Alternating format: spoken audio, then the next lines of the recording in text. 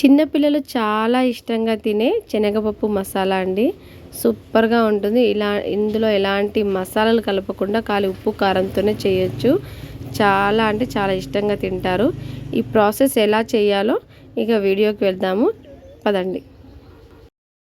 అందరికీ తెలుసు శనగపప్పు ఆల్రెడీ 1 టైం వాష్ చేశాను, చూపిస్తున్నాను. ఇది 1 kg డబ్బా. ఈ డబ్బా నిండా 1 kg తీసుకుంటున్నాను నేను. అయితే దీన్ని ఫస్ట్ 1 టైం వాష్ చేయాలండి. దీన్ని 1 టైం వాష్ చేసిన తర్వాత దీన్ని బాగా మినిమం ఈవినింగ్ 4 to 8 అవర్స్ వరకు నానాలండి. చాలా బాగా నానితేనే ఇది చాలా బాగా వస్తుంది. స్మూత్గా కూడా మనకు తినడానికి కూడా యూజ్ అవుతుంది. ఆల్రెడీ పప్పు నానబెట్టేశాను కదండి, పప్పు ఉబ్బిపోయింది ఆల్రెడీ. ఇప్పుడు నేను మార్నింగ్ 9కి అలా నానబెట్టేశాను. అయితే నానబెట్టిన తర్వాత ఏంటంటే ఇట్లాంటి క్లాత్ అని నేను టవల్ తీసుకున్నాను అనమాట. ఉతికిన టవల్ తీసుకొని దాన్ని ఇక్కడ మొత్తం ఆరబెట్టుకోవడానికి ఇక్కడ పోసుకున్నాను. ఇది చూడండి, ఇదంతా తడి అంత పీల్ చేసుకుంది అనమాట. ఒట్టిగా ఉండే అంత వేసిన తర్వాత తడి ఇలా పొడి పొడిగా కావాలి. ఇలా అయిన తర్వాత నేను ఇందులో నుంచి మొత్తం 1 kg వాడకుండా 1/2 kg వరకే ఈ పప్పుని యూజ్ చేస్తున్నాను. మిగతా 1/2 kg వచ్చేసి పిల్లలకి వడ చేయమన్నారు.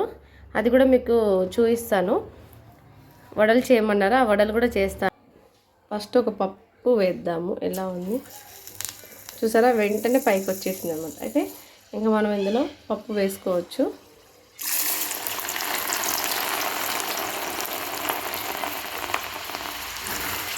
కొద్దిగా వేయాలండి, వెంటనే వేయద్దు.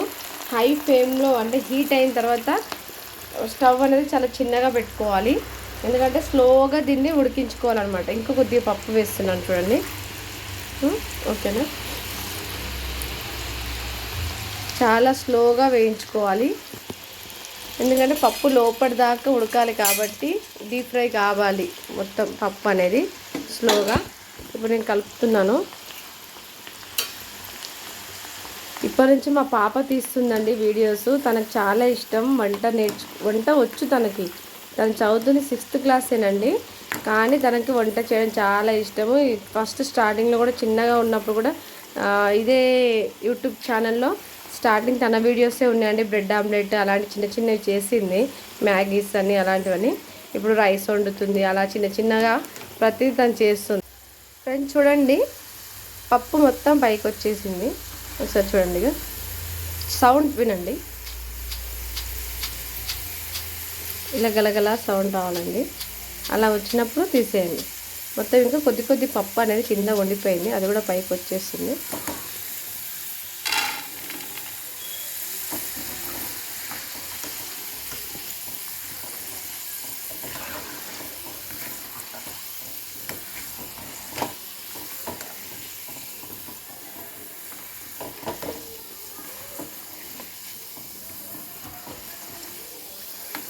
కొంచెం కింద ఉన్నా కూడా వేగకుండా పర్లేదని తీసుకోండి. కొంచెం హీట్కి స్లోగా అదే హీట్కి వేగిపోతుంది. మరి ఎక్కువసేపు పెడితే కూడా బ్లాక్నెస్ వస్తుంది అనమాట. చూడండి ఎలా సౌండ్ వస్తుందో. పప్పు కలర్ కూడా చేంజ్ అవ్వలేదు చూడండి.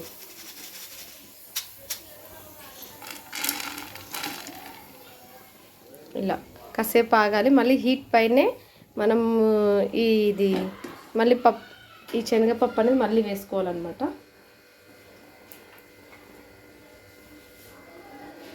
కొంచెం హీట్ వచ్చేసింది.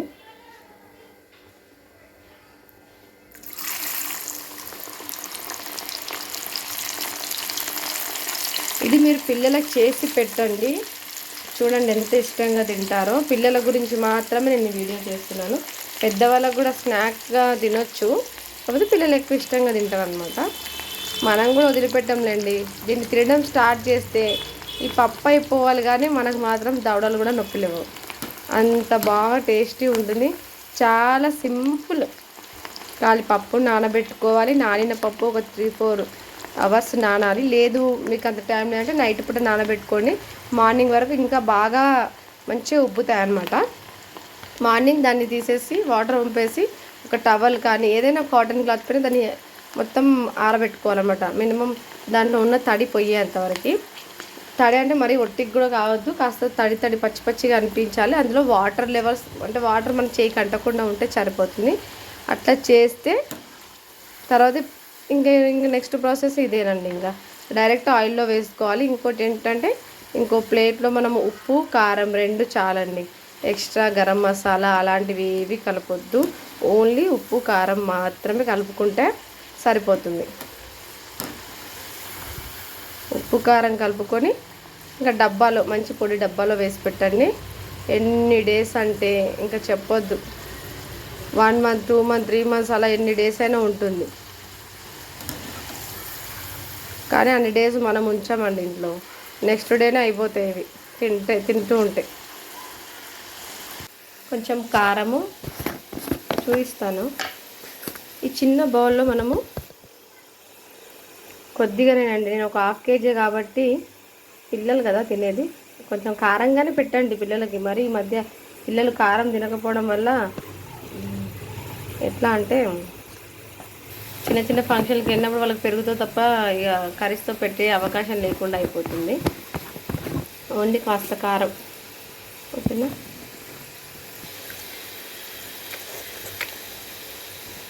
ఉప్పు మీరు అందరితో వేసుకోండి. నాకు ఇలా స్పూన్తో కొలతలు చెప్పడం రాదు. నాన్ వెజ్లో అయితే చెప్పగలను కానీ ఈ చిన్న చిన్న ప్రాసెస్లో చెప్పలేనండి. కొంచెం కారం మనకి ఎక్కువ తగులుతున్నట్టు అనిపిస్తుంది నాకు చేతికి, అందుకని సాల్ట్ కరెక్ట్గా కలుపుకోండి. కొంచెం మనకి ఎక్కువ కారం ఉన్నా పర్లేదు, కానీ ఉప్పు ఎక్కువ కాకుండా చూసుకోండి. ఇంకోటి చూడండి, రెండోసారి వేసింది కూడా మొత్తం పైకి వచ్చేసింది అన్నమాట.